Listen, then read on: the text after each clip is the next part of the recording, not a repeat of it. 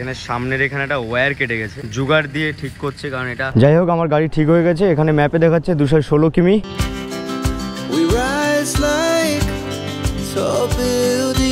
এনে আয় ইমা পাত্তাই দিচ্ছে না। যাই হোক ওরা খেয়ে নেবে, ওখানে এখানে থাক।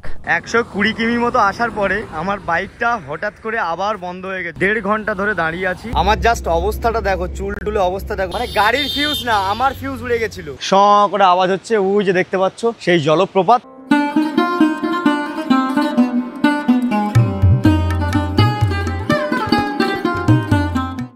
Good morning guys, good morning from আরো একবার মধুবন। আজ ঝাড়খণ্ড ভ্রমণের 3য় দিন, মানে তোমরা 3rd এপিসোড দেখছো। আর আজকে আমরা এই মধুবনকে টাটা বলে চলে যাব দশম ফলসে। আর দশম ফলসটা রয়েছে রাঁচির মধ্যে। এখান থেকে ডিস্টেন্স ওই 200 কিমি কি 200 কিমির একটু বেশি হবে। বাড়ি থেকে ঝাড়খণ্ড পর্যন্ত আসলাম 364 কিমি চালিয়ে, কিচ্ছু হয়নি বাইকে।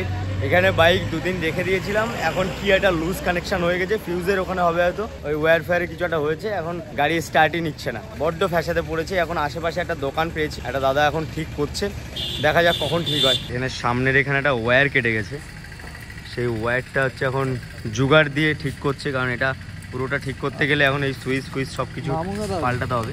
তো এটা এখন তো পসিবল না, এটা সব জায়গায় পাওয়াও যায় না। রয়্যাল এনফিল্ডের এই পার্টসপত্র সব জায়গায় পাওয়া যায় না সব সময়। যাই হোক আমার গাড়ি ঠিক হয়ে গেছে। এখানে ম্যাপে দেখাচ্ছে 216 কিমি, 4 ঘন্টা 32 মিনিট লাগবে বলছে। আর ঘড়ি কাটা বাজে 10টা 13। ঠিক আছে ভাইয়া, আসলাম, আবার দেখা হবে, মানে ফির মিলেঙ্গে। ঠিক আছে। বেশ অনেকটা সময় কেটে গেল। ভেবেছিলাম সকাল সকাল বেরিয়ে যাব, কিন্তু আমার গাড়ির যেহেতু একটু প্রবলেম দেখা দিয়েছিল, তো তার জন্য একটু লেট হলো। আমরা যখন এসেছিলাম আগের দিন, এখানে সন্ধ্যাবেলা ছিল। জায়গাটা দেখেছো কি সুন্দর, লাল মাটি রয়েছে, কিন্তু লাল মাটি এবং দুপাশ দিয়ে জঙ্গল। আমি গাছের নামটা জানি না, এটা শাল গাছ, মেবি শাল গাছ, এবার আমি ভুল হতেও পারি। আমার তো মন বলছে এটা শাল গাছ।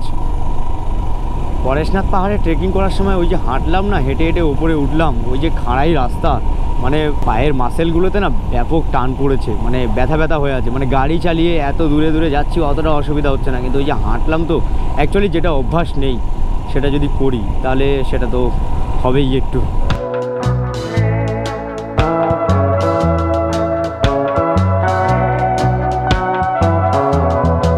এখানে একটা মন্দির রয়েছে। অ্যাকচুয়ালি এই জায়গাটা মানে ঝাড়খণ্ডের এই পাশটা, এই মধুবনে যাওয়ার এখানে কিংবা মধুবনে প্রচুর মন্দির রয়েছে। মানে আমি এত মন্দির মনে হয় একসঙ্গে খুব কম দেখেছি। আমি যখন ড্রোন ওড়াচ্ছিলাম মধুবন থেকে, ভাই রে ভাই কত মন্দির। আর আমরা যেই জায়গাটাতে ছিলাম ওটা জৈনদের জন্যেই কিন্তু ওই জায়গাটা। এই ঝাড়খণ্ডের এখানে আমি যেটা গুগল সার্চ করে দেখলাম, 14,000 থেকে 15,000 জৈন রয়েছে, এই জৈন ধর্মের মানুষ রয়েছে এই ঝাড়খণ্ডে। তো সেই ধর্মের মানুষগুলো মানে এই মধুবন চত্বরটাতেই রয়েছে, আর চারিপাশে রয়েছে ছড়িয়ে ছিটিয়ে, কিন্তু ওই জায়গাটা একটা গোষ্ঠীবদ্ধ হয়ে রয়েছে।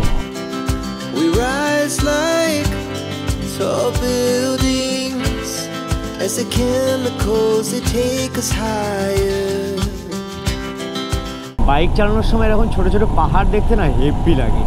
আর পাহাড়ের পাদদেশে অনেকটাই ফাঁকা জায়গা রয়েছে, সেখানে ছেলেপুলেরা ক্রিকেট খেলছে দেখতে পাচ্ছি। ওই যে দারুণ লাগছে, অপূর্ব দৃশ্য। আমি যখন ওরকম গ্রামে থাকতাম তখন ওই খেলাধুলো করা, প্রত্যেক দিন বিকেলবেলায় ক্রিকেট হোক, ভলি হোক, ফুটবল হোক, ওই যে খেলা, বিভিন্ন সিজনে বিভিন্ন খেলা করতাম স্কুল থেকে এসে, ওই মুহূর্তগুলোকে না খুব মিস করি, খুব মিস করি। আমরা এবার আবারও প্রথম দিনের মতো NH 19 ধরে সামনের দিকে এগিয়ে চলবো। সামনে একটা টোল গেট রয়েছে, আজকে দশম ফলসে যাওয়ার এটা প্রথম টোল গেট।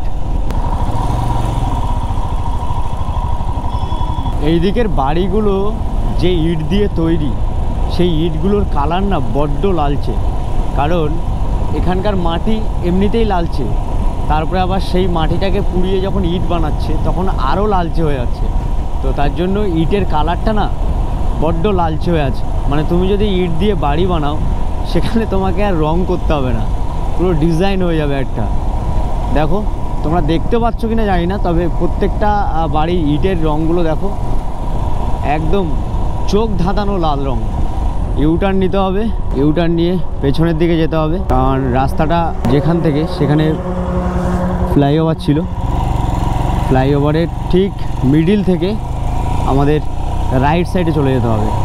এই যে সেই ফ্লাইওভারটা, এই ফ্লাইওভারের উপর দিয়ে আমরা এক্ষুনি গেছিলাম, আর ফ্লাইওভারটা ঠিক মিডিল থেকেই একটা রাস্তা চলে গেছে রাঁচির দিকে।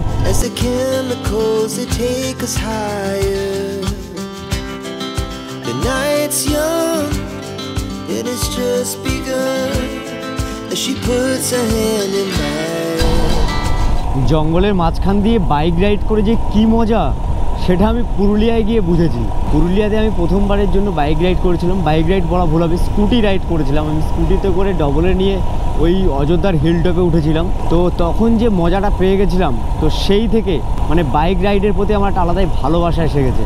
তো এখন দেখো এই যে বাইক রাইড করে আমি ঘুরছি, অবশ্যই সেফটি মেনটেন করে এবং রাস্তাঘাটে অতটাও তাড়াহুড়ো না করে যতটা এক্সপ্লোর করে যাওয়া যায়, যতটা সেফলি যাওয়া যায় সেটা আমি চেষ্টা করি।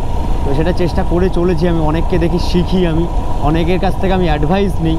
একটু দাঁড়িয়ে ক্যামেরাটাকে সেট করে নিলাম, কারণ ক্যামেরাটা নিচের দিকে ঝুঁকে গেছিলো, আমি খেয়াল করিনি।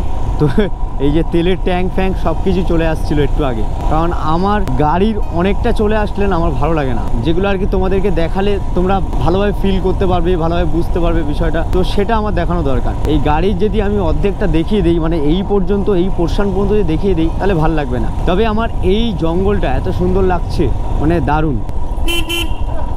একটু আগে যেটা বলছিলাম, গরু ছাগল যাবে, তো একটু সাবধানে হচ্ছে নিজেদের গাড়ি চালাতে হবে, কারণ অবলা জীব ওরা। সকালবেলায় আমরা ব্রেকফাস্টে আলুর পরোটা খেয়েছিলাম। সেই আলুর পরোটা না পুরোটা খেতে পারিনি, বাঁচিয়ে রেখেছিলাম, যে রাস্তায় যদি কাউকে দেখতে পাই, মানে কাউকে মানে কি কুকুর ছানাদের দেখতে পাই তো ওদেরকে দিয়ে দেবো। কিছুটা রয়েছে, তো এটা এখানে কয়েকটা ছানা রয়েছে, তাদেরকে আমি দিয়ে দেবো। আয় বাবা আয়, আয় এই পুচকাগুলো আয়, এনে আয়। ইমা পাত্তাই দিচ্ছে না। যাই হোক, ওরা খেয়ে নেবে ওখানে, এখানে থাক। তিনটে আছে, কি কিউট দেখো, নাদুস নুদুস। এই ওখানে খাবার দিলাম, খা। যাই হোক, ওরা খেয়ে নেবে এখন, আমরা আবার জার্নি শুরু করি। এই পাশটা দেখতে পাচ্ছি প্রচুর ছাগল বিক্রি হচ্ছে, প্রচুর ছাগল। এ পাশেও বিক্রি হচ্ছে। এটা মনে হয় ছাগলের জন্য স্পেশাল মার্কেট। বাপরে, প্রচুর ছাগল বিক্রি হচ্ছে। পাশে সাইনবোর্ডে লেখা রয়েছে NH33, আবার দেখছি ম্যাপে লেখা রয়েছে NH20। আচ্ছা, NH33 আর NH20 কি সেম? হয়তো সেম হতেও পারে, আমি জানি না। 1 hour later 120 কিমি মতো আসার পরে আমার বাইকটা হঠাৎ করে আবার বন্ধ হয়ে গেছিল, ফিউজ উড়ে গেছিল, সামনের ওয়্যার ওটা আবার কেটে গেছিল। লোকাল একজন দাদাকে পেয়েছি, সরিতা শরণ হসপিটাল, যেটা আর কি ঝাড়খণ্ডে মান্ডু এলাকায় রয়েছে, সেখানে একজন দাদাকে পেয়েছি। এখন দাদা আবার ঠিক করছে, মানে খুব ফ্যাসাতে পড়েছি। এখানে 1.5 ঘন্টা ধরে দাঁড়িয়ে আছি। আমার জাস্ট অবস্থাটা দেখো, চুল টুলে অবস্থা দেখো, মানে গাড়ির ফিউজ না, আমার ফিউজ উড়ে গেছিল। কি করব আমি নিজেই ভেবে পাচ্ছিলাম না। 1.5 ঘন্টা ধরে এখানে ওনাদেরকেও হেনস্থায় ফেলেছি, আর আমার মাথা ব্যথা কাজ করছিল না। যাই হোক, ফাইনালি আমার গাড়ি এখন স্টার্ট হচ্ছে। এবার জানি না আবার কোথায় গিয়ে ফিউজ উঠবে কি উঠবে না। তো আপাতত এখানে দাদা ঠিক করে দিচ্ছে, আর আমি কিছু কিছু জিনিস শিখে নিলাম কিভাবে ফিউজ উড়ে গেলে ফিউজটাকে ঠিক করতে হয়। যাই হোক, এখানে অনেকটা সময় কাটালাম। সময় কাটানোর ইচ্ছা ছিল না, তবু কাটাতে হলো, কারণ বাইকটা খারাপ হয়ে গেছিলো। তারপরে এখানে আবার একটু লাঞ্চ করলাম। এখন ঘড়ির কাটা বাজে 3:29, আর আমরা এখানে এসেছিলাম ওই 1:03-4-এর দিকে। 120 কিলোমিটার 25 কিলোমিটার চালানোর পরে তারপরে এসে আমরা দাঁড়িয়েছিলাম। যানবাহন খারাপ হতেই পারে, সেটা বড় কথা নয়। এখন ঠিক হয়ে গেছে, লাঞ্চও করে নিয়েছি। পাশে একটা রেস্টুরেন্ট ছিল, সেখান থেকে লাঞ্চ করে নিয়েছি। আর এখন আমরা দশম ফলসের দিকে এগিয়ে চলেছি। এখনও এখান থেকে ডিস্টেন্স 97 কিমি, মানে এখনও 100 কিমি যেতে হবে। আর দশম ফলসটা বন্ধ হয়ে যায় তোমার 6টার দিকে, তো 6টার আগেই যেতে হবে, লাইট থাকতে থাকতে যেতে হবে, কারণ ওখানে গিয়ে ক্লিপ নিতে হবে, তোমাদেরকে দেখাতে হবে, অনেক কাজ রয়েছে। তো একটু টেনে বেরিয়ে যাব।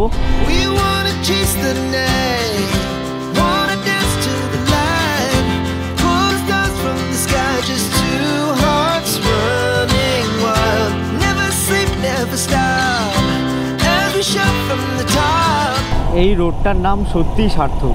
প্রতিটা ধাপে ধাপে রিংয়ের মতো করে টার্নিং রয়েছে, প্রচুর টার্নিং রয়েছে, প্রচুর। মানে তোমরা যদি এই রোডে আসো জানতে পারবে, মানে এত টার্নিং। ঠিক আছে, আমার কোনো অসুবিধা হচ্ছে না, আমার বেশ ভালোই লাগছে।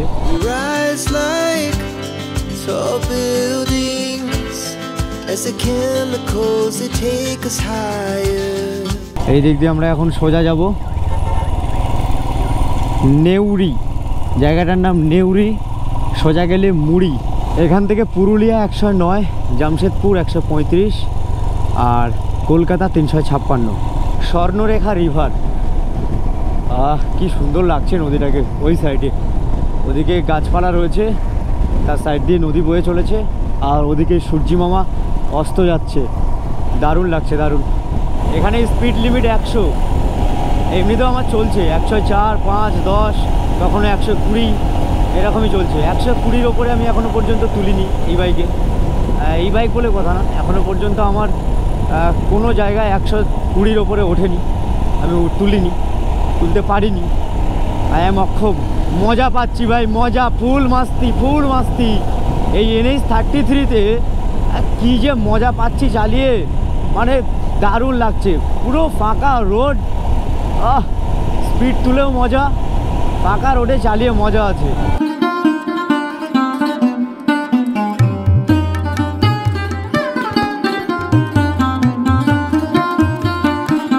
এখন আমরা NH 33-কে টাটা বলে NH 43-তে ঢুকে গেছি। আর মাত্র কিছুক্ষণ, আর মাত্র 9 কিলোমিটার আমরা দশম ফলের ঠিক কাছাকাছি চলে এসেছি। এখানে একটা লোকাল মার্কেট দেখতে পাচ্ছি, সবজি মার্কেট। হাট বসেছে, গ্রামে যেমন হাট বসে সেরকম হাট বসেছে।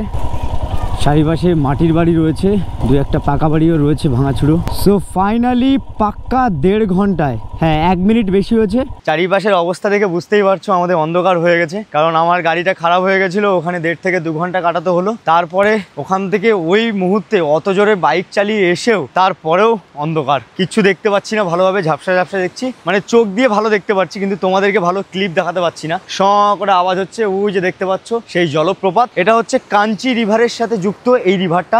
144 ফুট ওপর থেকে কিন্তু এই জলপ্রপাতটা শুরু হয়েছে। একটু নিচের দিকে নামছি, সিঁড়ি বেয়ে নিচের দিকে নেমে ওখানে একটা ভিউ পয়েন্ট রয়েছে, ওই ভিউ থেকে দেখবো। ওখান থেকে আশা করি ভালো লাগবে। 10টা যে জলপ্রপাত একসঙ্গে একত্রিত হয় সেটা একমাত্র বর্ষাকালেই মনে হয় দেখা যায়। নিচে যে জলটা দেখতে পাচ্ছি সেটা অনেক স্বচ্ছ জল। আমরা সন্ধ্যাবেলায় হয়তো ভালো করে দেখাতে পাচ্ছি না, আবছা লাগছে, কিন্তু দিনের বেলা হলে আরো ভালোভাবে দেখাতে পারতাম। চারিপাশটা পাহাড় রয়েছে দেখতে পাচ্ছ, সেই পাহাড়ের মাঝখান বয়ে জলপ্রপাত নিচের দিকে নেমে চলেছে। এটা দেখার জন্যই আমরা আজকে 200 কিমি রাইড করেছি।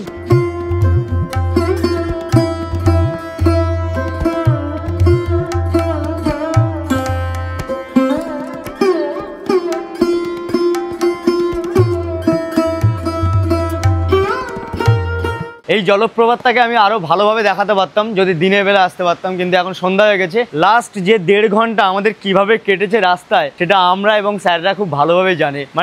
মানে কত জানো, 100 কিমি 1.5 ঘন্টায়, এরকম মনে আমি কখনো চালাইনি এত জোরে এই জলপ্রপাতটা দেখার জন্য। তো এসে দেখলাম, যতটুকু দেখার আমরা দেখে নিয়েছি, চোখ দিয়ে দেখেছি, লেন্স দিয়ে হয়তো অতটা ধরতে পারছি না, কারণ অন্ধকার হয়ে গেছে, সন্ধ্যা হয়ে গেছে। আর এখন শীতকাল, তো শীতকালে একটু তাড়াতাড়ি সন্ধ্যা হয়। অন্ধকার হয়ে গেছে, কিচ্ছু দেখানোর নেই। মোবাইলে তবু একটু পিটপিট করে দেখাতে পাচ্ছি, আর কিচ্ছু দেখানো নেই। এরপরে এখানে হোটেল খুঁজবো, কোথায় থাকা যায় দেখা যাক। দশম ফলসের এখান থেকে আমরা রওনা দিলাম রাঁচি শহরের দিকে, কারণ এখানে থাকার জন্য কোনো জায়গা নেই, সেটা রয়েছে রাঁচি সিটিতে। তো তার জন্য এখন আমরা টুকটুক করে রাঁচি সিটির দিকে এগিয়ে যাচ্ছি। ওখানে গিয়েই আজকে আমরা স্টে করব। এই জায়গাটা আমাকে পুরুলিয়ার ফিল দিচ্ছে, মানে এরকম রাতের বেলায় একদিন আমরা পুরুলিয়াতে হারিয়ে গেছিলাম। মানে এখানে আমরা হারাইনি, কিন্তু ওখানে গুগল ম্যাপ আমাদেরকে হারিয়ে দিয়েছিল। সেরকমই চারিপাশে মাটির বাড়ি, জঙ্গলের মধ্যে একটা পুরুলিয়ার ফিল রয়েছে এখানে। একটু शिकारी खाविए नहीं। फुल रेट कितना चल रहा है इधर? 97.79। नहीं कलकाता से। हमारे कोलकातार ओखाने जेमन जैम হয় ঠিক তেমনটাই এখানে জ্যাম রয়েছে, আলাদাই জ্যাম, আলাদাই জ্যাম। 1 hour later। ওফ, একটু শান্তি পেলাম, এসে একটু স্নান করলাম, বেশ ফ্রেশ লাগছে। মানে পুরো যা নাতাই হয়ে গেছিল রাস্তায়। গরমা গরম চা, মাটির ভারে ধোঁয়া উঠছে, চাটা ভালো। কি যাচ্ছে এটা বুঝতে পারছি না। এখানে লেখা রয়েছে ছাপড়া ব্যান্ড। আচ্ছা, মানে বিয়ের জন্য যে ব্যান্ড পার্টিগুলো হয় না, সেই ব্যান্ড পার্টি। দেখো বেশ একটা ট্র্যাডিশনাল লুক রয়েছে। ঝাড়খণ্ডের যে বিয়েগুলো হয় সেই বিয়ের ব্যান্ড পার্টি। দুটোর মধ্যে আমার বেশি ভালো লাগছে এই পাশেরটা, আমার ওইটাই বেশি ভালো লাগছে। তো এখন আমরা একটু স্ন্যাক্স খাবো। এখানে দেখতে পাচ্ছি ভেজিটেবল চপ টপ পাওয়া যাচ্ছে। তারপরে এখানে অনেক ধরনের মিষ্টি আছে। মিষ্টি তো আমি খাই না, এখানে প্রচুর মিষ্টি রয়েছে। তারপরে এখানে ভাজাভুজি টুজি আছে দেখতে পাচ্ছি। ভেতরে অনেক ভেজেস আছে, ভালো লেগেছে আমার। অনেক ভেজিটেবল আছে। পেঁয়াজটা এখানে ভেজ, এখানে পেঁয়াজ দিয়ে পেঁয়াজই বানিয়েছে। যাই হোক, আমাদের তো ভালো।